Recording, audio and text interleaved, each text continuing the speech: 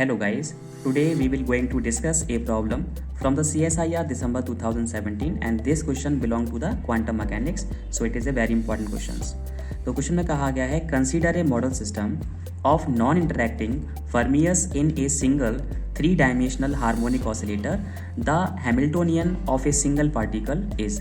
तो यहाँ पे क्या है, मान के चलते हैं कि एक मॉडल सिस्टम दे रखा है जिसमें नॉन इंटरैक्टिंग फर्मियस हैं। अब ये फर्मियस क्या होता है? फर्मियस एक ऐसा सब्सटेंस होता है जिसकी स्पिन वैल्यू जो है कितनी होती है, हाफ होती है। तो fermions is a substance which having a 1/2 ± half spin value, right.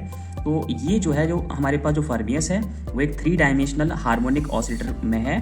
तो उसके एक सिंगल पार्टिकल के लिए हैमिल्टोनियन ऑपरेटर की वैल्यू यहाँ पे दे रखी है 1/2m और px operator square plus py operator square and pz operator square and plus 1/2m omega square x square plus y square plus z square, where m is a mass of the particle and omega is the angular frequency and px operator, pxy operator and pz operator are the momentum operators. The ground state energy of the system of the 5 non-interacting fermions is।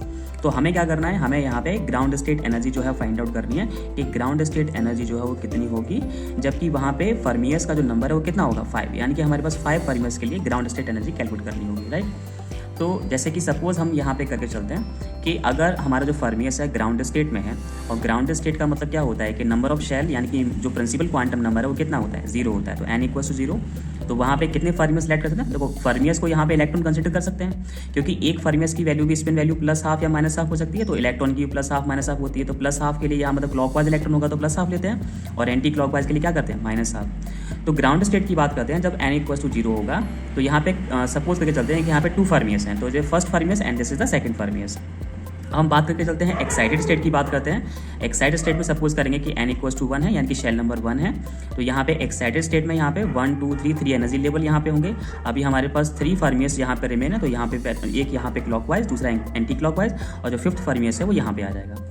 अब जैसा कि हम जानते हैं एक formula हमें याद रखना होगा, जैसे कि पहले जो गिवन है, given Hamiltonian is h = 1/2m px square plus py square plus pz square plus 1/2m omega square x square plus y square plus z square.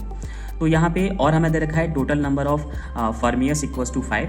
तो हमें जो फॉर्मूला ध्यान रखना है वो एनर्जी के लिए ध्यान रखना है। This is a very important formula. We know that energy of 3-dimensional harmonic oscillator is E = n + 3/2 h cross omega, right? And n is what? N is the number of fermions. N is the number of shell, right?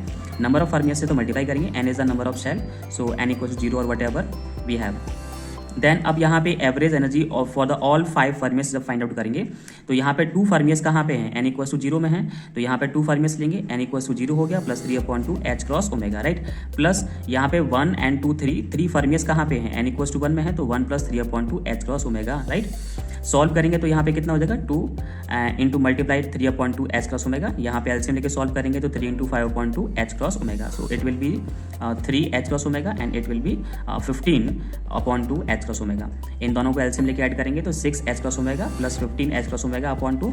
So 15 + 6 is what? 21/2 h cross omega. So the average energy for the all 5 fermions will be 21/2 h cross omega, right? So the correct option will be the option number A. The option number A will be the correct answer, 21/2 h cross omega. Thank you for watching this video. Share and subscribe this channel for the latest videos.